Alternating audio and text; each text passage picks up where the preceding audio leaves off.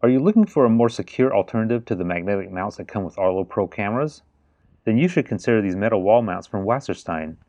These come in white, silver, and black and are available in single and multi-packs. The ball head is completely flexible and offers a full range of angles. To lock in the angle, just tighten the wing nut collar. The end of the wall mount has a standard 1/4-inch screw that will fit Arlo and many other cameras. To secure the connection, tightening the plastic ring is necessary to keep the Arlo camera from rotating on the main screw. The Wasserstein mount attaches to the wall with 3 screws and is definitely not going anywhere once it's in place.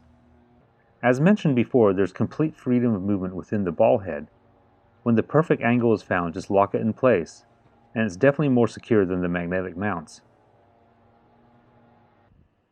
But I know some of you have Arlo cameras connected to AC power, and I found that some USB charging cables can still be used with the Wasserstein mount, but it depends on the connector.